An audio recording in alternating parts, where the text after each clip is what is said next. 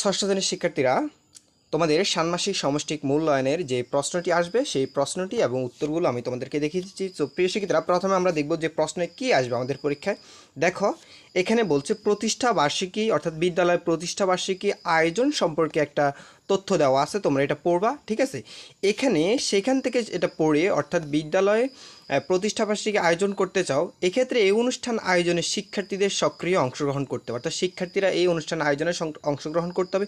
তো এখন তোমাকে এখানে বলছে 1 নম্বরে যে কাজটা করতে বলা হচ্ছে, এই অনুষ্ঠান আয়োজন নিয়ে কথা বলা যায় এমন ব্যক্তিদের তালিকা তৈরি করতে হবে, অর্থাৎ এই অনুষ্ঠান নিয়ে কাজ করা যায় এমন ব্যক্তিদের তালিকা। তাহলে তুমি এই প্রতিষ্ঠানের শিক্ষাবার্ষিকী পালন করতে শিক্ষকের যে অর্থাৎ যাদের তালিকা তৈরি করতে হবে তাদেরকে শিক্ষক হতে পারে, সহপাঠী, কমিটির সদস্য, পিতামাতা, বড় ভাই, ঠিক আছে, এদেরকে নিয়ে তোমার এই কাজগুলো করতে হবে। সো তাদের তালিকাটা তৈরি করলাম।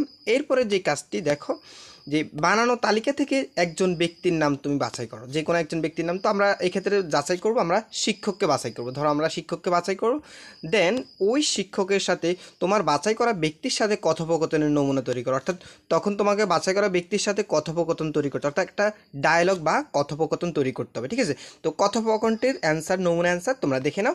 যে ধরো আমার বাছাইকৃত বিদ্যালয় প্রতিষ্ঠানে একজন শিক্ষকের সাথে আমি কথোপকথন করতে, অথবা তোমরা এখানে চাইলে অন্য সদস্য, যে কোনো একজন সদস্য, যেহেতু শিক্ষকরা এগুলোর সাথে হেল্পফুল, সো শিক্ষকের সাথে তোমার এই কথোপকথন হতে পারে যে কেমন আছেন স্যার, শিক্ষক বলছে আলহামদুলিল্লাহ, এরপরে সুমন বলছে আলহামদুলিল্লাহ স্যার, আমাদের বিদ্যালয় কি প্রতিষ্ঠাবার্ষিকী উদযাপন করবেন?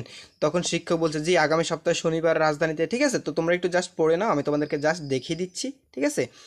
আর তোমাদের প্রতি রিকোয়েস্ট থাকবে, তোমরা অবশ্যই ভিডিওটি অবশ্যই একটা লাইক করে দিবা, আর চ্যানেলটা যারা সাবস্ক্রাইব করেনি প্লিজ সাবস্ক্রাইব করে দিও, আর যারা করছো তাদেরকে অসংখ্য ধন্যবাদ, ঠিক আছে। এরপরে দেখো, এটা তো শেষ হলো, আমরা কি করলাম, আমাদের যেই কাজটা ছিল কথোপকথন তৈরি করলাম। দেন এরপরে আমাদেরকে বলছে, এই যে দেখো এখানে আমাদেরকে এবার কাজ আমরা যদি দেখি, এখানে বলছে আমাদেরকে, দেখো এখানে বলছে এবার তুমি পরিবেশের অনুষ্ঠানে কিভাবে অংশগ্রহণ করতে চাও তার একটি অনুচ্ছেদ লেখা। এখন আমাদেরকে একটা অনুচ্ছেদ লিখতে বলছে। তো অনুচ্ছেদটা কি হতে পারে, যেমন তুমি গান গাইতে চাও, অথবা কবিতা আবৃত্তি করতে চাও, অথবা নাচ পরিবেশন করতে চাও। ধরো তোমার যে কোনোটা, তোমার যেটা পছন্দ, তো ধরো তুমি কবিতা আবৃত্তি করতে চাও, তাহলে ধরো এই অপশনটা তুমি, অর্থাৎ কবিতা আবৃত্তি করতে চাও, সেই সম্পর্কে তোমাকে কি লিখতে বলছে, একটা অনুচ্ছেদ লিখতে বলছে, ঠিক আছে। তাহলে নমুনা অ্যান্সার অনুচ্ছেদটি আমরা দেখে নিচ্ছি। দেখো প্রেক্ষিতরা, এই যে কবিতা আবৃত্তি নিয়ে আমি বিদ্যালয়ের প্রতিষ্ঠাবার্ষিকীতে কবিতা আবৃত্তি করব, এবং বাংলা কবিতা আবৃত্তি সাহিত্য, বাংলা সাহিত্যের একটি অপরিহার্য অংশ, এই যে কবিতা আবৃত্তি নিয়ে একটা অনুচ্ছেদ, ঠিক আছে।